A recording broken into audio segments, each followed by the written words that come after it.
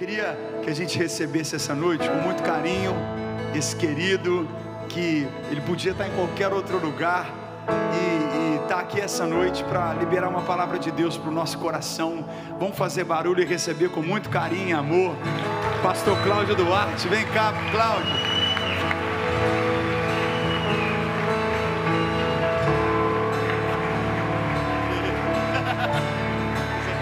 Amém, obrigado. Boa noite. Podemos assentar. Para mim é um prazer muito grande poder estar aqui nessa noite.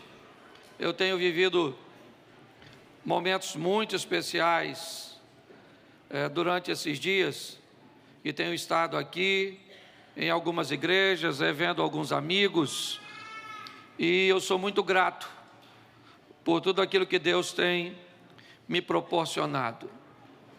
Eu me converti em 1992, numa segunda-feira no Rio de Janeiro, e depois da minha conversão, eu comecei a aprender algumas coisas, e eu via que no ambiente religioso, pessoas viviam estilos de vidas diferentes, servindo o mesmo Deus, ouvindo as mesmas coisas, às vezes congregando na mesma igreja, e essas pessoas obtinham resultados diferentes. Essas pessoas viviam coisas totalmente antagônicas, totalmente opostas, contrárias. E eu comecei a olhar para tudo isso e procurar entender por que pessoas servindo o mesmo Deus, ouvindo as mesmas coisas,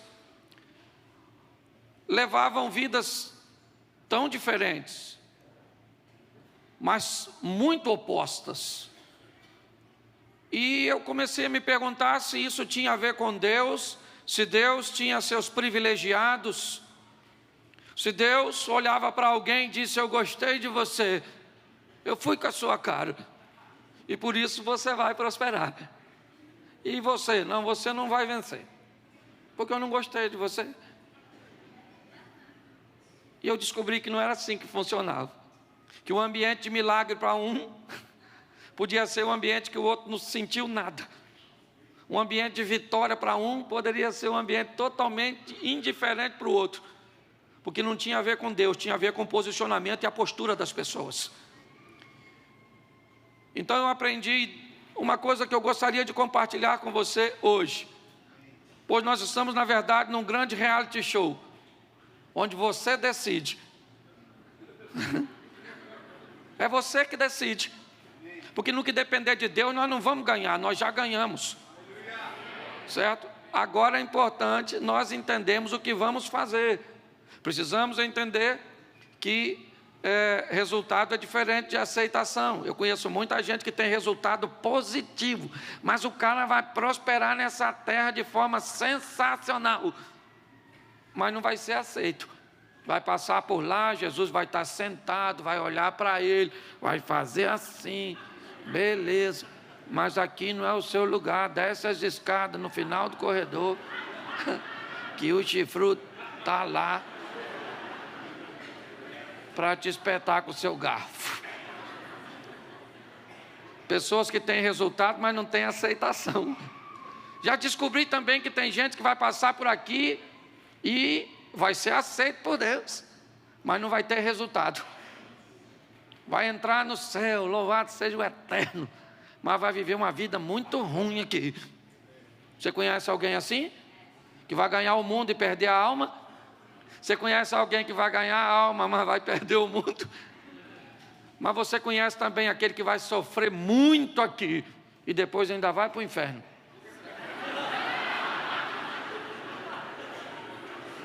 Perdeu o mundo e a alma. Não vou fazer brincadeira com times carioca, mas tudo bem.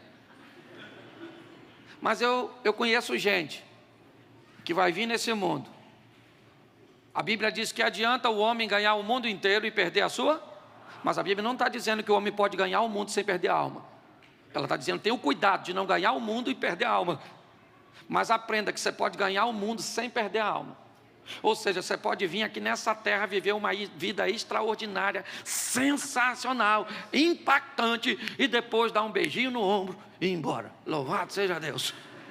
Chegar lá e ouvir: vinde bendito meu Pai. Então, dessas 4 pessoas, o primeiro que ganha o mundo e perde a alma. O segundo que perde o mundo e ganha. O terceiro que perde a alma e perde o mundo. E o quarto que ganha o mundo e ganha a alma. Você quer ser qual dos 4? Já deu para decidir aí? Quem aqui quer perder o mundo e a alma, levante a mão. Vocês estão aí ligados. Esse dia eu estava num culto e falei assim: quem quer ir para o inferno diz amém. Encheu 2 ônibus. Que as pessoas sequer estavam me ouvindo. Elas só escutaram, diz amém, e disseram. Então eu queria conversar com você. Resolva, certo? Como você vai viver, por vista ou por visão. Amém? Nós vamos tratar assim: vista é tudo aquilo que os seus olhos físicos conseguem contemplar. Vista é aquilo que você vê humanamente. E nós vamos tratar como visão aquilo que ainda não está diante de seus olhos, mas já está no seu coração. Muitas vezes você vai olhar para uma situação e, se ela for observada pela visão humana, ela vai ser extremamente pessimista. Mas se você aprender a olhar num ângulo diferente, numa visão, aí o que parece difícil não vai ser tão difícil assim. Eu quero usar um texto de Mateus 6, 22 e 23, que diz assim: a candeia do corpo são os olhos, de sorte que se os teus olhos forem bom, todo o teu corpo terá luz. Se porém os teus olhos forem, todo o teu corpo será trevas ou tenebroso. Se portanto a luz que há em ti são trevas, quão grandes trevas serão. Preste atenção no que o texto bíblico está dizendo. Ele diz: se você aprender a olhar as coisas de um ângulo positivo, de um ângulo diferente, se os seus olhos forem bons, você leva seu corpo, você leva a sua vida, você leva a sua história para um ambiente de sucesso. Se os seus olhos forem maus, a sua vida, ou você vai conduzir a sua vida por um ambiente tenebroso. E ainda faz um alerta: descubra se os seus olhos são bons ou maus, porque ele diz: se você pensar que os seus olhos são bons e eles ainda forem maus, suas trevas serão as piores, porque você nem é capaz de enxergar que tipo de vida você tem. E quando esse texto está dizendo, será que ele está falando de uma miopia, de um estigmatismo? Será que nesse ambiente fazer um óculos ou uma lente de contato vai resolver o problema? Não, porque esse texto não está falando de uma visão física. Ele não está falando de vista, ele está falando de visão. E nós precisamos entender isso. Porque se tivermos como enxergar, você quer ver? Nossos ancestrais. Vamos lá. Como é que o homem vivia no início de sua trajetória? Ao redor de uma fogueira. Quando descobriu o fogo. Porque antes disso, todas as vezes que escurecia, o homem parava as suas atividades. Ele tinha que se abrigar. Não havia atividades noturnas. Até que o fogo apareceu, o homem descobriu o fogo e ele fez uma fogueira. E isso deu a ele a possibilidade de ter alguma atividade noturna, que girasse em torno da luz da fogueira, que não iluminava muito longe, talvez 4, 5 metros, mas esse homem já podia ir um pouquinho mais adiante, fazer alguma coisinha, porque a luz o levava adiante. Só que depois ele descobriu que podia usar uma luz móvel, uma tocha, que ele acendia e dava a ele condições de um pouquinho, não podia ir muito longe, porque senão a tocha apagava, ia ficar difícil. Mas já dava para ir um pouquinho, porque tem crente que vive ao redor da fogueira, com uma luz extremamente limitadora. Outros são capazes de ter uma luzinha que o leva até um pouquinho mais adiante, mas logo, logo ele tem que voltar, porque senão apaga. Mas chegou um momento em que o homem descobriu o azeite, o combustível. E aí agora, enquanto tiver combustível, ele tem luz. Enquanto tiver luz, ele pode ir avançando em meio às trevas. Porque a luz vence as trevas e não há limite. Enquanto tiver combustível, ele vai rompendo. Por isso que a Bíblia diz que não deve faltar óleo sobre a nossa cabeça. Lâmpada acesa. Para quê? Para vencer as trevas. Porque a batalha bíblica, ela é o seguinte: trevas versus luz. Trevas representando ignorância, luz representando conhecimento. Você que é brasileiro, a comunidade brasileira, quem aqui já acreditou que rato virava morcego? Levanta a mão. Aí. Quem acreditou aqui que chinelo virado fazia você passar mal? Isso. Fora os que estão com vergonha de levantar e denunciar seu passado. Quem aqui já acreditou que manga com leite matava? Um grupo maior. Quem aqui que já acreditou que quando relampeava os relâmpagos, você tinha que cobrir os espelhos da sua casa? Levanta a mão. Que beleza. Olha só. Hoje você acredita nisso? Por quê? Porque a ignorância foi embora. Porque a luz chegou, o conhecimento chegou. Então é importante nós entendermos que hoje você vai encontrar gente que está ao redor de uma fogueira, com uma vidinha medíocre. E medíocre não é ruim, isso é que é complicado. Medíocre está na média. Então tem gente que se contenta com uma vidazinha ao redor de uma fogueirinha. Glória a Deus. Fique com o cheiro da fumaça. Mas já tem uns irmãozinhos que foram um pouquinho mais longe, você conhece? Eles foram com uma tochinha. Mas tem gente que pegou combustível e que descobriu a fonte do combustível. E aí para ele não há limite. Agora o desafio é saber como é que essas pessoas que estão ao redor da fogueira ou com a tocha vai saber lidar com gente que tem combustível para ir a lugares que eles não estão indo, para viver coisas que eles não estão vivendo. Então o combustível está disponível para todo mundo. Sim ou não? Mas a fogueira e a tocha também. Então não depende de Deus, depende de você. Está na hora de você falar para Deus: eu quero acender essa lâmpada, eu quero romper as trevas, eu quero viver o que ninguém está vivendo, eu quero provar o que ninguém está provando. Porque quando você viver com combustível para caminhar, primeiro, não dá tempo de olhar para a vida dos outros. Você vai rompendo. Mas isso é uma opção. Aliás, Deus nos deu opções, certo? Você quer viver? Viva. Ao redor da fogueirinha, viva com uma tochinha, ou pega essa lâmpada. Você quer ver? Quando a Bíblia fala de casamento, olha que coisa maravilhosa. O noivo vem buscar uma noiva de noite. Quando eu vi esse texto, já fiquei meio preocupado. Diz que tem 10 noivos, o que dá a possibilidade dele pegar a noiva errada. Mas eu gosto que esse noivo é um cara esperto. As mulheres têm que ter lâmpada para ele pegar. Só lâmpada acesa. Qual é a mensagem bíblica? Nunca pegue ninguém no escuro. Claro. E não é no escuro de ausência de luz, é escuro de ausência de conhecimento. Sabe nada. Olha só. Então está na hora, porque combustível você percebe o que ninguém está percebendo.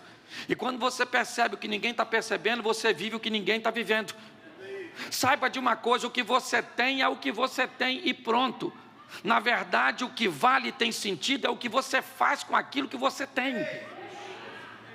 A mulher estava perdida, tendo um pouco de azeite dentro de casa, sim ou não? Mas a luz chegou. E o profeta disse para ela: querida, é com isso que você vai mudar a sua vida. E assim, tem gente que está esperando algo pirotécnico, extraordinário, sensacional, para mudar a sua vida. Converse com quem teve a vida transformada, e você vai descobrir que começou em algo aparentemente insignificante, uma oportunidade, que essa pessoa aproveitou e foi embora, e começou a olhar por visão e não por vista. Olhe bem, Quando você olha para alguém que cresceu, você vê apenas onde ele está hoje, mas não sabe o caminho que ele percorreu para chegar ali. Repita comigo: quem nasce grande é monstro. Ué, é assim que funciona. Então está na hora de você parar de canalizar força para ver o que está acontecendo na vida do outro e usar essa força e essa energia para fazer as coisas acontecerem na sua vida, no seu ministério, na sua história, no seu casamento. Então as oportunidades estão aí. E só para ficar registrado, invista na sua mente. Ela pode levar você mais longe do que você imagina. Invista na sua fé, ela pode levar você onde você nunca imaginou. E invista no seu corpo, porque ele vai te dar condições de viver mais. Invista em você mesmo, certo? Você veio a esse mundo para se divertir, para tirar a onda. Ah, pastor, eu estou sofrendo. Pois é, que opção esquisita é essa? Jesus diz: eu vim para que tenham e a tenham em isso. Mas ele também disse: no mundo tereis? Sim ou não? Mas o que é abundante? Aflição ou vida? Então, tem gente vivendo aflição e abundância aí. E vida pontual. Não, troca o polo dessa tomada da sua vida. Vai lá e inverte assim, ó, vida em abundância, sofrimento pontual. Não dá para pregar apenas vida boa, porque Jesus disse: nesse mundo, todo dia que você acorda, o Satanás está lá. Como eu costumo brincar, o lapeta. É porque se você falar capeta, ele vem para cá. Se você falar lapeta, você está dizendo onde você quer que ele fique, certo? Longe de você, ok? Então, escute só. Eu quero mostrar a você algumas pessoas que viveram uma vida em visão, mas que por alguns momentos tiveram que enfrentar a vista, e como é viver por visão e vista. Vamos entender a base da criação.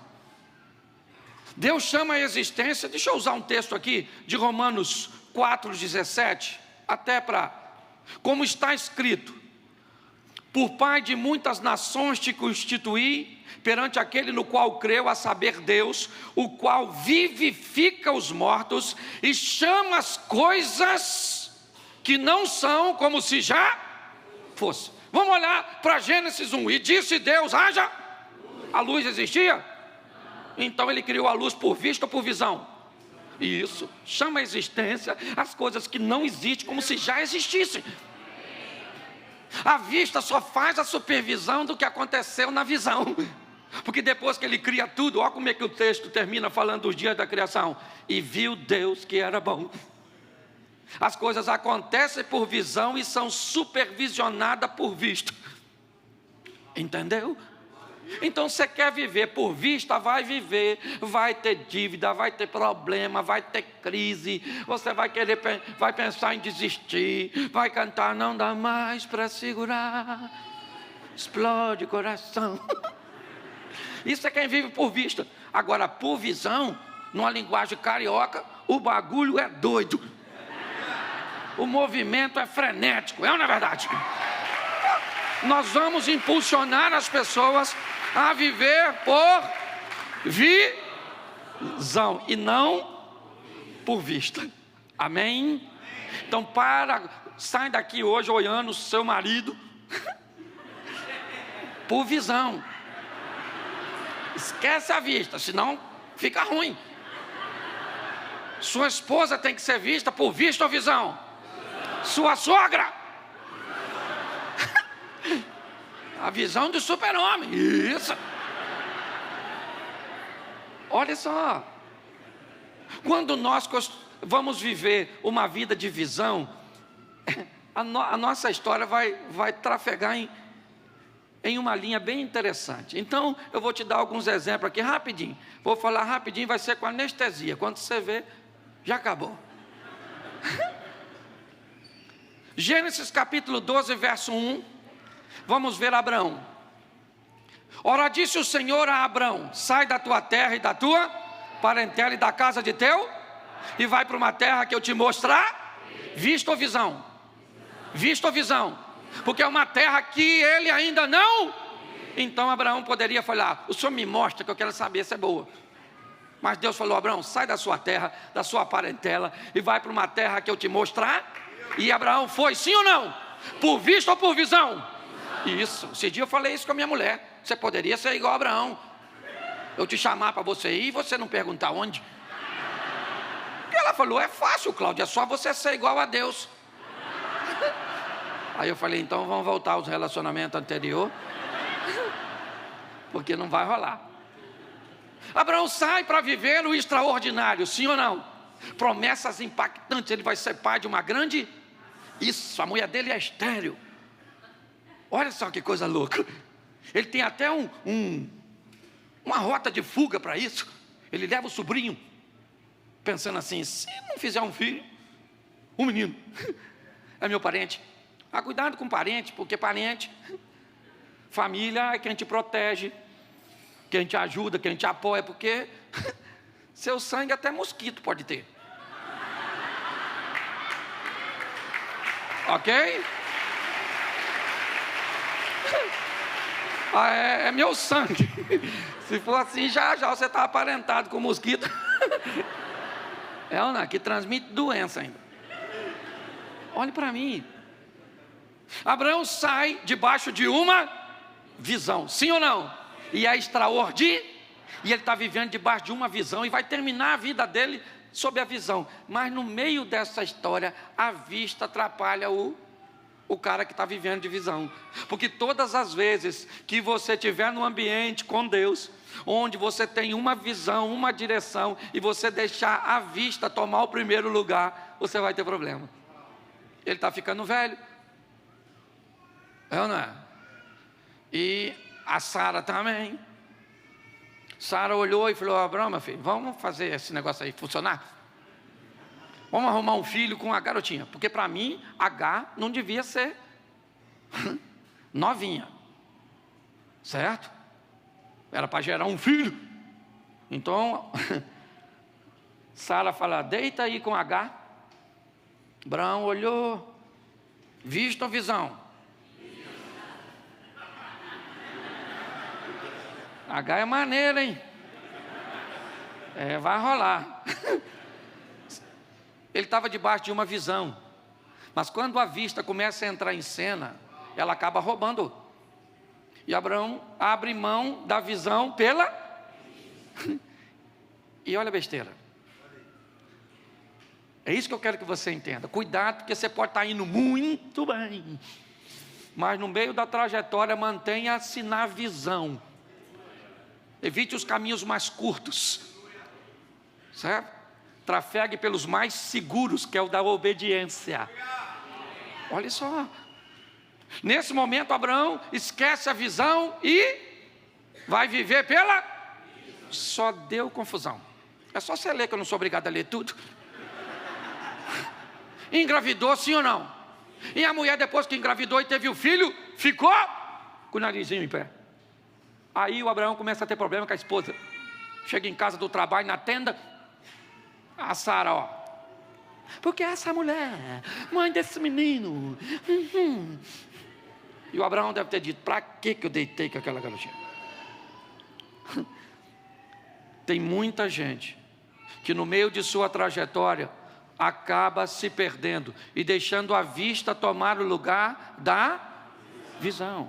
É um grande alerta.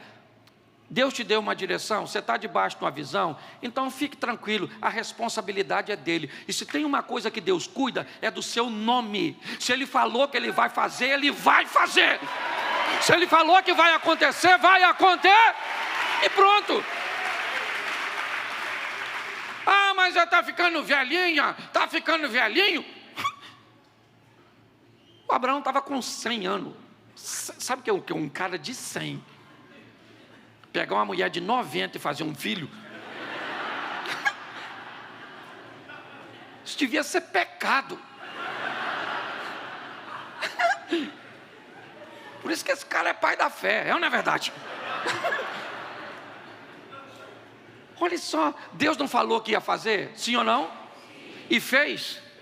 Então, não saia da visão, permaneça. Certo? Você pode estar olhando e diz: mas Deus me prometeu que vai fazer desse jeito na minha empresa, e eu vou fazer isso, vou fazer aquilo, vou pegar um empréstimo, vou fazer desse jeito, vou fazer assim. Querido, se Deus falou que vai fazer, Ele vai fazer e pronto. Mantenha-se na... Amém? Deixa eu usar mais um textozinho. Hebreus 11, 27. Pela fé deixou o Egito, não temendo a ira do rei, porque ficou firme, como vendo o invisível. Quem é esse? Moisés. O texto diz que ele permanece firme, porque ele vê as coisas o que não acontece. Ele está debaixo de vista ou de visão? Vista ou de visão? Pois é. Ele vai lá, permanece firme, tá jóia. O povo sai do Egito, sim ou não? Claro que saiu, a visão se cumpriu. Só que o tempo diz que, ou a Bíblia diz que o tempo vai passando. Em Números capítulo 13, verso 2, eles vão entrar na terra. E Moisés manda os homens espionarem. E olha o que diz o texto aqui. Deus diz assim a Moisés no capítulo 13, no verso 2: envie homens que espiem a terra de Canaã, que eu hei de dar aos filhos de Israel. De cada tribo de seus pais enviareis um homem, sendo cada um príncipe entre eles. Deus mandou Moisés falar aos homens para olhar o quê? Põe de volta o texto aí, por favor. Reconhecerem o que Deus falou? Olhem que eu hei de visão. Eu ainda não dei, mas eu vou dar. Então vai lá e tenha uma visão. Isso. Sim ou não? Agora olha o que Moisés falou para os camaradas. Põe aí o Números 13, verso 18. 13 e 18. Vejam como a terra, vejam como é. Foi isso que Deus mandou? Sim ou não? Vai lá e veja como é Foi ou não foi? Foi ou não foi? Então Moisés tinha que parar aí, sim ou não? Sim. Mas olha o que ele disse: se o povo que vive lá é forte ou fraco. Se são muitos, Deus não mandou olhar para nada disso. Deus falou: vocês vão lá e olham para a terra. Não se preocupa se tem muita gente, se eles são fortes, se eles têm arma. Não se preocupa com nada, porque o que eu quero é que vocês entendam que eu vou dar essa terra para vocês. Isso. Mas quando um líder informa seus liderados aquilo que Deus não falou, vai lá e vê se o povo é forte ou fraco, se são muitos ou se são... Nossa, Deus está preocupadíssimo com a quantidade. Verso seguinte: se a terra em que habitam é boa ou ruim, se as cidades que vivem são cidades sem muros ou fortificadas, se o solo é fértil ou pobre, se existe ali floresta ou não. Olha só, Deus não falou para olhar nada disso. Mas como ele disse que era para olhar, os homens vão lá e olham o quê? O que Moisés mandou. Então, eles voltam dizendo: Moisés, falar uma coisa para tu, a terra é maneira, mas os caras são grandes, irmão. Os caras são muito. Não vai dar para entrar não. Olha que loucura. Quando a nossa vida é direcionada por vista, acabou. Você sabe que Deus está contigo. O problema é que nós vivemos num mundo imediatista e Deus costuma, às vezes, deixar assim para os 44 do segundo tempo para agir. Por quê? Não sei. Quando nós chegar na administração lá, pergunta. Por que o senhor fez? Eu não sei por que. Eu não sei. Tem gente que me faz pergunta. Esse dia eu estava pregando de Jesus escrevendo na terra, acabou o evento, um garoto veio falar comigo o que ele estava escrevendo. Pastor, o que ele estava desenhando lá na terra?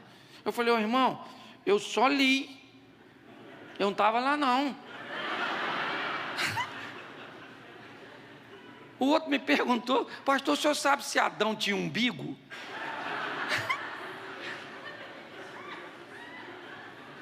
Onde estão os dinossauros na Bíblia? Eu falei: irmão, A minha vontade era falar: Senhor, manda um Tiranossauro Rex para comer esse imbecil aqui. Deixa eu falar uma coisa para você. Ele faz do jeito que ele... E acabou. Você tem que estar na visão. Então pare de olhar para o local que ele não mandou você olhar. É isso. Aqui Moisés cria um sério problema para seus liderados, porque eles voltam com uma visão pessimista, porque olharam para onde não deveriam olhar. Aprenda a viver por vista. Deus te deu direção, vá e faz. Entendeu? O que é? Entrei no meu casamento, entrei nisso, é meu ministério, é por visão? É por visão. Então acabou. Acabou. Eu estava chegando em casa há 5 anos atrás. Passei num local mais ou menos 300 metros da minha casa. Olhei para um galpão e vi uma igreja. Já tinha sido uma igreja naquele local. Eu achei que era alguma coisa do meu subconsciente que remeteu à lembrança. Falei, uma igreja. E como era próximo à minha casa, eu passava ali diversas vezes. E algumas vezes durante o tempo eu olhava para aquele local e via uma igreja. Até que um dia eu procurei o dono e falei assim: rapaz, você me aluga isso? Ele falou: aluga, você quer fazer o quê, Cláudio? Eu falei: eu vou fazer uma igreja. Mas a igreja está onde? Eu falei: sei lá, rapaz, eu passo aqui, estou vendo uma igreja, eu vou fazer uma igreja aí. Ele falou: sério? Eu falei: sério. Você não tem membro não? Eu falei: não tem não. Eu vou fazer a igreja. E comecei a reformar a igreja. O pessoal passava e perguntava: o que vai ser aí? Aí os meus funcionários falavam: uma igreja. Mas ela está onde? Sei lá, o pastor Cláudio está mandando fazer. Aluguei os 2 terrenos do lado. E Deus falou comigo: inaugura, que no dia da inauguração eu mando o povo. Eu estava mandando um recurso, que era o mais difícil. Porque eu fiz tudo sem dinheiro de ninguém, só Deus enviando. Vamos embora. O pessoal falava: você é louco? Eu falei: eu sou. Eu casei, sou bom da ideia, não é verdade? Vê se isso tem jeito. Olha só. E eu construí aquela igreja por visão e não foi por vista. Hoje, já deve estar, né? Aqui nós estamos 2 horas, lá eles estão 2 horas à frente, não é? Já acabou, mas hoje, 5 anos depois, em Xerém, um local pequenininho, nós já tivemos 2 cultos de aproximadamente 750 pessoas cada um. Certo? Porque aquilo que foi construído debaixo de uma visão e não de vista. É assim que você tem que aprender. Nós precisamos, mas assim como Abraão, é isso que eu quero que você entenda. Moisés também teve problema quando a vista começa a atrapalhar. Presta atenção, 1 Samuel 17, 24. Porém, todos os homens em Israel, vendo aquele homem, fugiam diante dele e temiam grandemente. De quem é esse texto? Esse texto fala de Davi, no momento em que ele chega no ambiente de batalha. E quem é que está lá como desafiante? Golias, um gigante. Gente, aprenda que todo dia você vai enfrentar um gigante, isso num dia bom. Porque no dia ruim pode vir gigante, leão, urso, a quadrilha toda junto. Todo mundo que olhava para o gigante sentiam medo. Põe o texto para mim aí, por favor, me ajuda aí, santo varão, que eu gostei desse negócio. Quando os israelitas viram o homem, todos fugiam, cheios de... Por quê? Porque eles estavam vendo. A visão... Não existia, o que existia era Então olhou: quem é esse cara? Golias. Grande, hein? Bens a Deus. Caraca, é soldado, né? É aliado ou inimigo? Sempre inimigo, não é verdade? Grande, o que ele quer? Um homem para lutar contra ele. Sério? Um só? Cara, não vai rolar não. O cara é grande, mano. Vamos embora, que eu tenho família. Mais vale um covarde vivo que um herói morto. Tá todo mundo com medo, sim ou não? E eles têm razão, sim ou não? Claro, o cara é. Só que chega no Vale de Socó, ou de Elá, como queira a sua tradução, um rapazinho. puxando um jumentinho, estacionou o jumento. Uma Ferrari daquela época, um Mustang, sei lá. Estacionou. E perguntou para o irmão dele, como é que está o negócio aí? Alguém falou, está tudo sob controle, do gigante. Tem um cara grande aí, meu irmão, que quer um duelo, mas está ruim de arrumar alguém. Aí, nesse exato momento, quem é que sai? O gigante. Aquela coisa imensa, aquela indumentária extraordinária, certo? E falou, tem algum homem aí? Se tiver, vem aqui, vamos decidir isso. Davi falou, como é que é, meu irmão? O irmão dele mais velho falou, cala essa sua boca, seu pretensioso. Cala essa boca, que eu sou seu irmão mais velho, eu tenho que te defender. Vai embora, Davi. Davi falou, calma, que é isso? O que é que vão dar para quem matar o gigante? Note que o cara é corajoso, mas não é otário. Ele quer saber se tem prêmio. Alguém falou, se matar o gigante, fica rico, mas tem que estar vivo.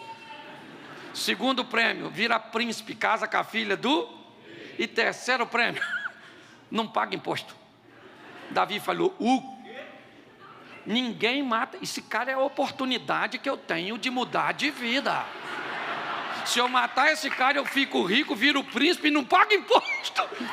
Porque tem gente que basta ver um problema que acha que ele veio para te destruir, mas tem gente que acha que problema é capaz de promovê-lo. A ótica é diferente.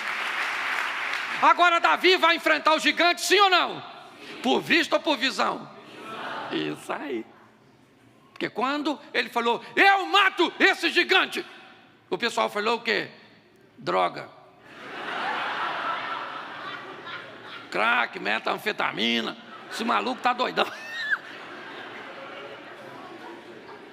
Porque a Bíblia diz que a fé é loucura. Alguém falou, leva esse garoto para Saul.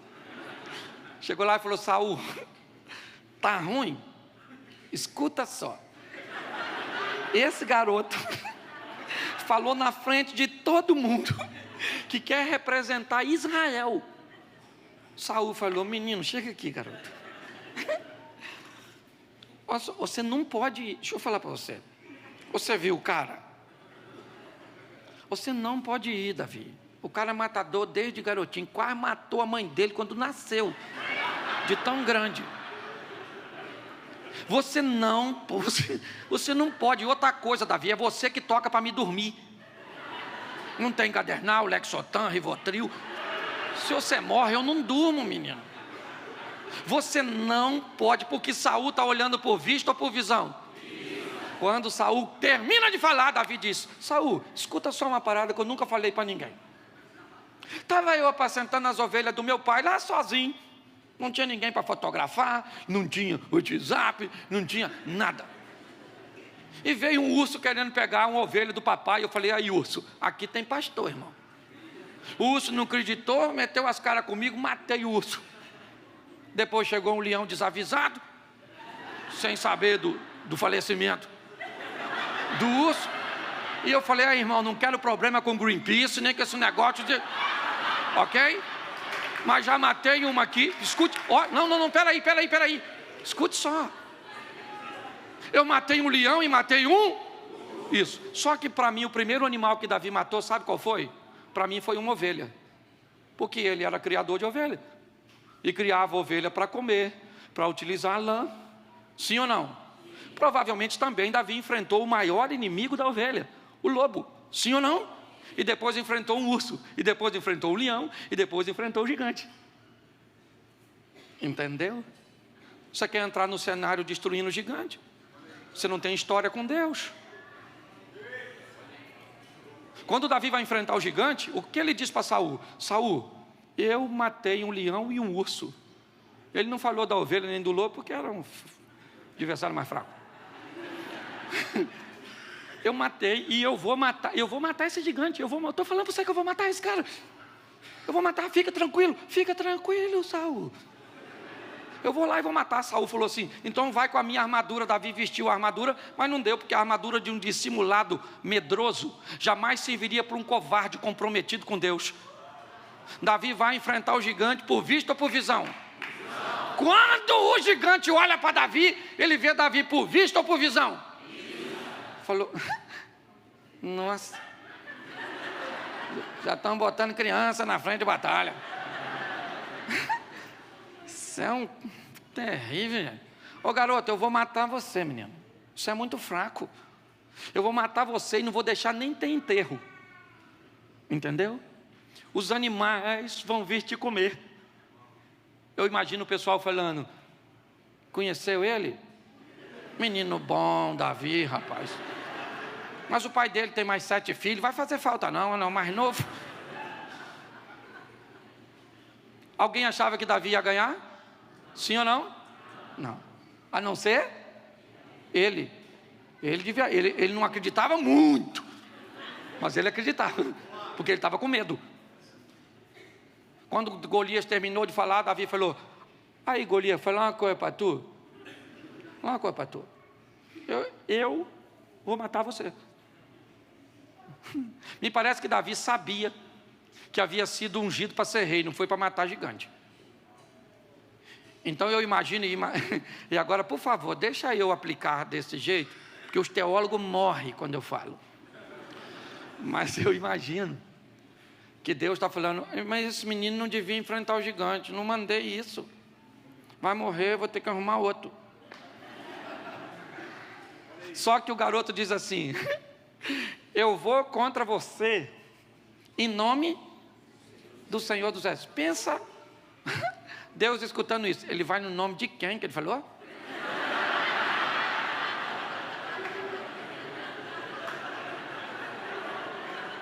Vê se eu escutei. Ele falou que vai no meu nome. O gigante se lascou. Já era. Olha só. Isso é maravilhoso. Certo? Porque alguém que foi capaz de olhar por visão e não por... Ele matou o gigante, sim ou não? Sim ou não? Sim. Pois é. Nós temos que aprender a viver por visão e não por vista. Não sei o que você está vivendo hoje, mas tire seus olhos físicos e coloque os olhos espirituais. Descubra que Deus está com você nessa peleja e você não peleja sozinho. Não dependa de pessoas para torcerem por você. Seja você o maior torcedor. Porque se você depender de outros para torcerem para você, você está perdido. Pensa quando Pedro saiu do barco para andar naquela noite escura em cima d'água. O que você acha que os discípulos dentro do barco ficaram falando? Isso mesmo, vai Pedro, é ruim, vai afundar, quer ver que vai afundar? Já, ó. Isso é louco, andando em cima d'água, esse palhaço. Jesus já estava chegando. E quem é que andou em cima d'água? Qual era o local mais seguro naquela ocasião? Se você estivesse lá, você ficava onde? Claro, nós queremos viver o incrível, extraordinário, sensacional, mas não queremos sair do barco. Quem fica no barco só conta a história dos outros. Quem sai do barco conta histórias a respeito de si mesmo. Está na hora de você contar suas próprias histórias, amém? Davi entrou no arraial com a cabeça do gigante. As mulheres gritando, pensa garotada. O mulherio tudo para a janela. Chegou o machão. Sabe o que é mais interessante? Davi ficou rico,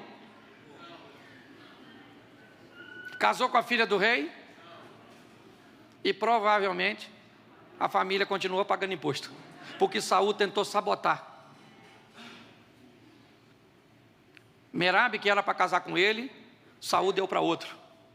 E quando Saul oferece Mical para casar com Davi, Davi disse, eu não sou digno de ser genro do rei, porque eu não tenho como pagar um dote. Então ele não ficou rico, senão teria dinheiro. Saul tentou sabotar a vitória de Davi, mas quem estava com Davi era Deus. E quando Deus está contigo, ninguém sabota o que Ele tem para você. Entendeu? Presta atenção, Davi se casou com a filha de Saul, sim ou não? Mas com uma mulher que o amava. Mical, uma japonesinha extraordinária. Porque com esse nome não vai ser de Fortaleza, não é verdade? Mical, a senhora é de onde? Do Ceará. Escute. Ele ficou rico, sim ou não? Sim ou não? E ele parou de pagar imposto? Sim, porque agora ele era o monarca. E as pessoas pagavam imposto para ele. Porque se Deus estiver contigo, meu irmão, o deserto tem que te fazer prosperar. É isso que você tem que aprender. A andar por vir. Isso. Agora preste atenção nesse texto. Segundo o livro dos Reis, capítulo 6, verso 15. E o servo do homem de Deus se levantou muito cedo e saiu. E eis que um exército tinha cercado a cidade com carros e cavalos. Então o servo disse: ai, meu senhor, o que faremos? Verso 16. E disse: não temas, porque mais são os que estão conosco do que os que estão. Isso. O profeta respondeu: não tenha. Aqueles que estão conosco são mais numerosos do que. Olhe para mim aqui. A casa de Esaú, ou a casa de Eliseu, está cercada pelo exército dos arameus, os sírios. Não tem rota de fuga. E Eliseu trabalhava com um garotinho. E o garoto acordou cedo, abriu a porta. E o exército tinha cercado a casa de Eliseu. Quando o garoto viu, a vista do garoto foi capturada. O menino olhou aquele exército e começou. Ah, meu Deus, o que faremos? Porque tem gente que é assim. Olhou o problema e agora? É assim que o garoto está, ó. O que faremos? O que faremos? O exército está lá, sim ou não? Logo depois do garoto, quem é que vem? O Eliseu.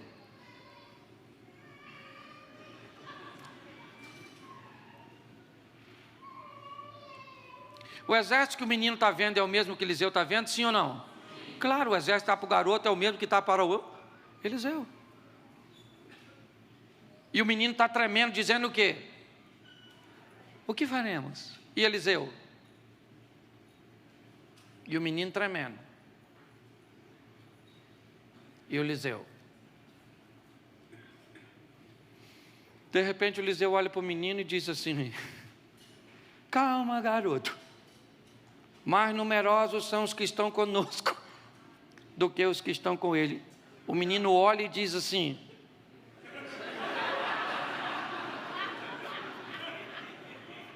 Eliseu está com medo, mais medo que eu, já somatizou, mais numeroso.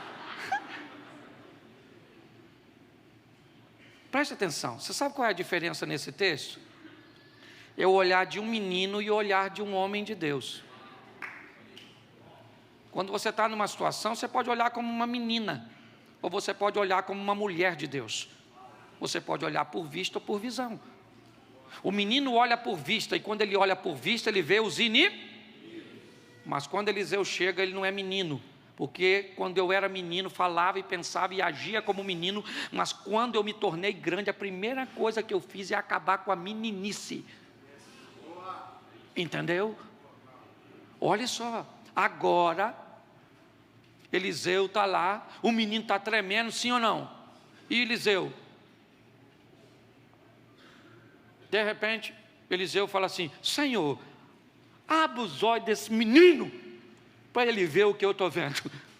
De repente, gente, o menino olha e começa a ver carro, cavalo e cavaleiro de fogo. Eu imagino o menino assim, ó.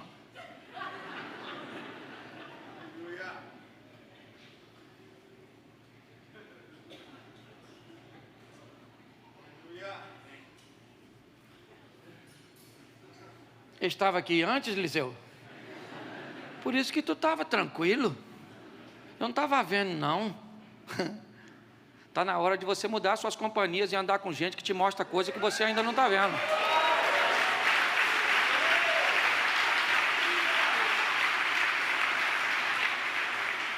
Quando Eliseu falou isso, o menino olhou.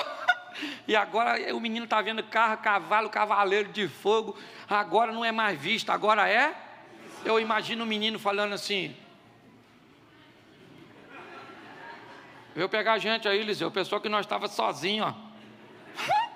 Nós andamos em bando. Nós somos quadrilha do eterno. Agora vem, maluco. Agora faz questão de vir me pegar aqui. Chega aí, cavaleiro de fogo. Aqui é uma verdade. Parece até pregação da caverna do dragão. Escute só. Olha só. Olha que coisa, gente, isso para mim é extraordinário. Alguém que aprende a viver por e não por, é isso. É isso que Deus está querendo falar comigo e com você. E para terminar, olha que maravilha. Ezequiel 37. Olha o que Deus diz para Ezequiel depois de levá-lo a um vale cheio de ossos. Olha só, filho do homem, porventura viverão estes ossos? Olha só, um vale de ossos secos está diante de um profeta, e Deus pergunta ao profeta: o que você está vendo, camarada? Dá uma volta aí, um rolé no meio do... E ele fala: eu estou vendo os ossos, e os ossos estão...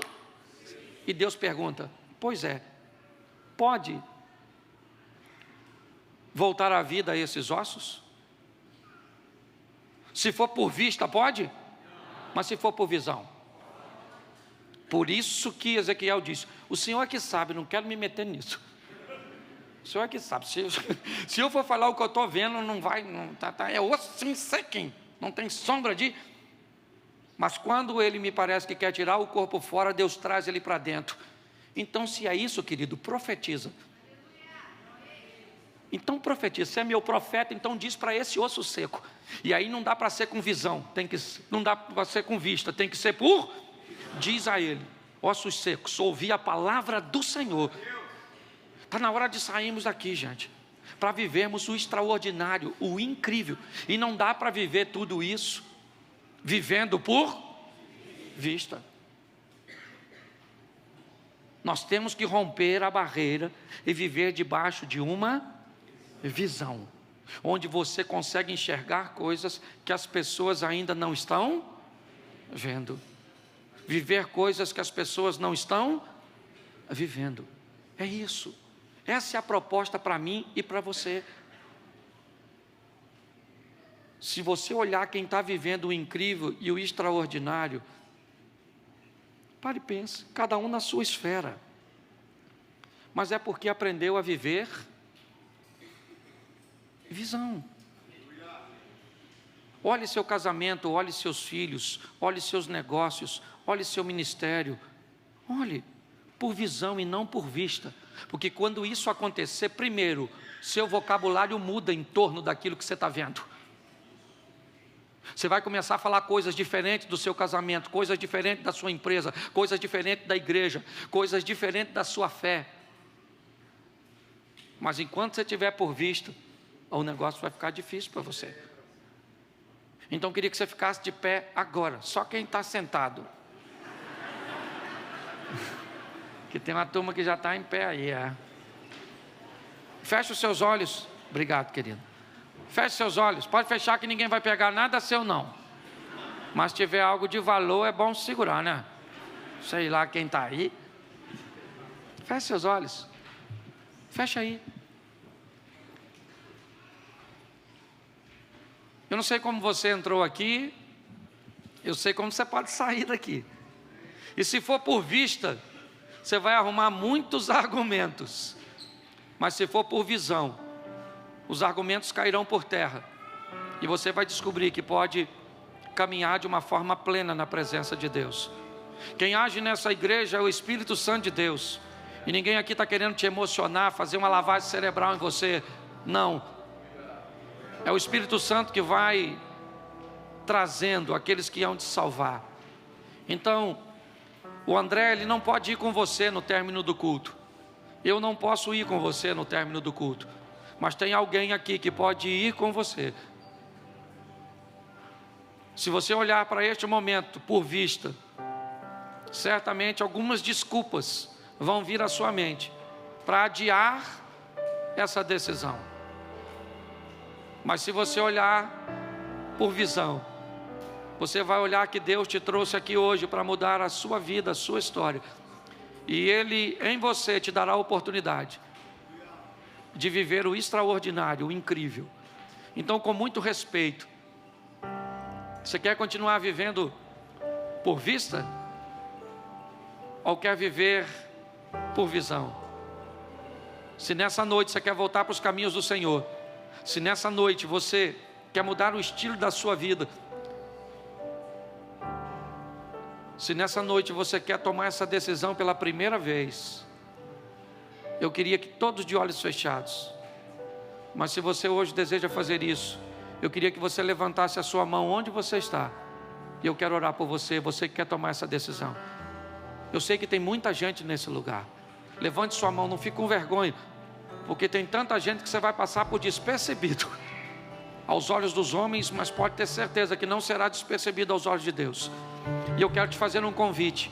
Por favor, deixa eu tocar em você. Você que está levantando sua mão, saia do seu lugar e vem aqui à frente, pertinho de mim. Eu quero orar por você. Eu quero orar com você. Sai do seu lugar e vem para cá, por favor, em nome de Jesus. Isso, vem para cá, campeão. Isso. Glória a Deus. Isso. Vem para cá, vem. Você quer tomar essa decisão? Vem para cá. Sai do seu lugar. Isso. Em nome de Jesus. Isso. Sua história muda hoje, muda aqui. Ela muda agora. Em nome de Jesus. Vem para cá, vem para cá, vem para cá. Vem para cá, em nome de Jesus. É uma noite de salvação. Isso. Não é por vista, é por visão. Glória a Deus. Aleluia. Isso. Glória a Deus. Deus te abençoe. Em nome de Jesus. Vem para cá, vem. Ele está aqui para te receber de braços abertos. Isso. Não tenha medo. Isso. Sai do seu lugar e vem para cá. Glória a Deus. Glória a Deus. Deus te abençoe. Amém. Glória a Deus. Aleluias. Deus te abençoe. Aleluias. Isso. Esse é um culto racional. Então é perfeitamente normal que você esteja tendo uma conversa com você mesmo. Se você for fazer isso por vista, você vai ter medo, como tiveram do gigante, como tiveram do exército inimigo, como tiveram de não ter êxito em ter filhos. Mas quando você mudar a vista por visão, feche seus olhos e você vai começar a se ver no lugar que Deus tem para você. Você pode dizer assim: mas pastor, tem tanta gente aí na frente, para que continuar o apelo? Tira o som, por favor. Tira o som. Deixa eu falar uma coisa para vocês. Quando Moisés vai sair do deserto ou do Egito, o faraó tenta negociar com ele, dizendo: deixa os animais, deixe as mulheres, as crianças. E Moisés diz assim: nós vamos sair do Egito, faraó, e nenhuma unha vai ficar aqui. Então deixa eu falar uma coisa para você. Ninguém que entrou aqui essa noite para receber Jesus vai sair daqui sem Ele. Todas as cadeias são rompidas. Todos os obstáculos caem por terra. E você não vai ficar para trás. Abaixa a mão todos, por favor. Ainda dá tempo para você. Se essa é sua noite, levante a sua mão e nós esperamos você aqui. Deus não vai te deixar para trás. Tem mais alguém? Se tiver, levante sua mão. Isso, vem para cá, campeão. Não está completo sem você. Aliás, não está completo sem a sua família.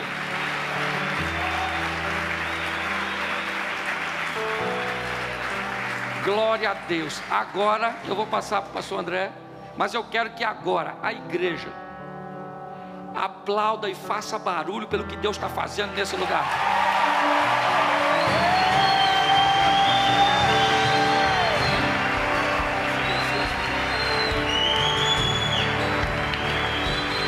Aplauda forte o nosso Senhor Jesus, se você crê nisso.